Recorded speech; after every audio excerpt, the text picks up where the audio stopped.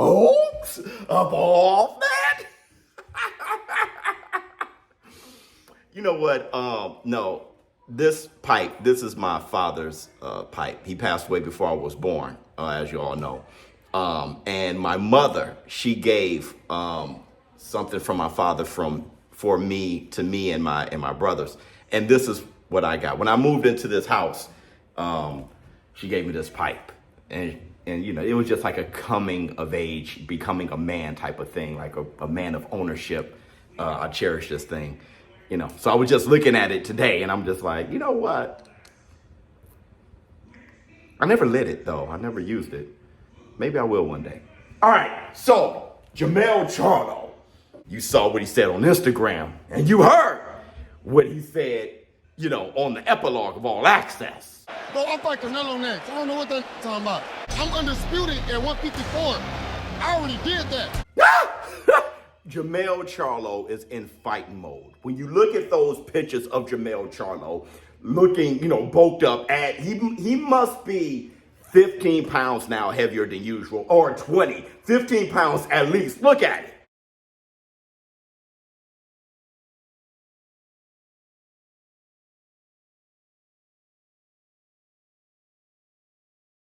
Jermell Charlo's in fighting mode, and everything that he's saying about beating Canelo Alvarez and coming back down and beating Bud Crawford, he should sound this way. That's fighting mode. And for any of the Canelo fanboys out there, understand this.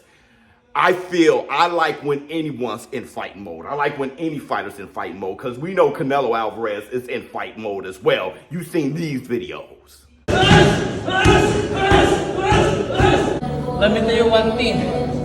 I don't need to get ready because I always ready. Motherfucker. So these fighters are ready to fight, and I'm going to be there, right? Floor seats like I was for Errol Spence and Terrence Bud Crawford. I'm going to be there to watch this fight live, in person, making sure I see this one, because it's going to be a barn burner, and this is a fight to get lit for. But when Jermell Charlo said what he said, he should say that, all right? But at the same time, you kind of feel like he's indirectly saying that Crawford is going to beat Spence again. It feels like, I mean, why would you come back down and fight Bud Crawford if Spence wins? It seems like, and honestly, it feels that way, though he shouldn't have said anything else. He has to say, I'm coming back down to fight, but he can't say, yeah, I'm going to let Errol Spence get him. I mean, he's in fighting mode. He should sound like a warrior. Bud been calling me out. I'll come back down and whip his ass. But the truth of the matter is, it kind of feels like, maybe he's saying that just in case Bud whip his ass, Spence ass again in a rematch, I'll be there, okay?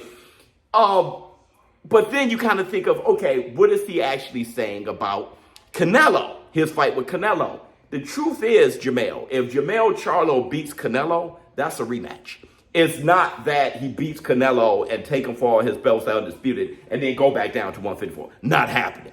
Now, what's the probability of him being at 168 and then cutting all that weight back down to get to 154? Pretty high, because according to DJ, that's my DJ doesn't expect Jermell Charlo to be 168 for the fight. He said it's for 168. I said, okay.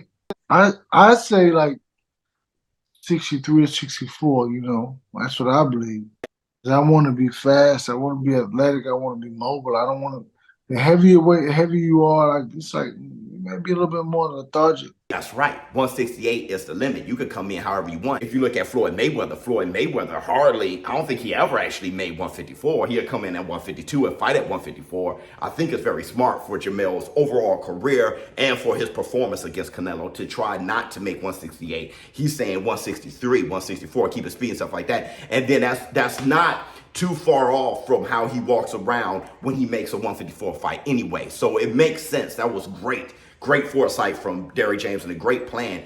He fights at 163, 164. That's only 9 to 10 pounds. Go back down to 154. Makes sense to me. But really, what we have going on here is Errol Spence and Terrence Crawford is going to fight in that rematch. And then we'll be able to judge what happens after that. Jermell Charlo got big fish to fry fighting Canelo Alvarez. But if he were to beat Canelo Alvarez and messes around and beat Terrence Crawford, if Terrence Crawford beat Errol Spence in the rematch, if that plans out, man, Jermell Charlo would be looking like it's his era, okay, or at least the era right after Terrence Bud Crawford, because look, that's huge. Fighting Canelo, if he beats Canelo and then fights Bud Crawford, if that were to plan out, that'd be amazing. And if Terrence Crawford, if he were to beat Jermell Charlo after beating Canelo, I mean, we have some great fights lining up right now, and it's really the best fighting the best at the best. And hold on, before I go, Jermell Charlo not being in a pound-for-pound list for a lot of these guys, with him being undisputed, that's ridiculous. Oh, I want to say this, too.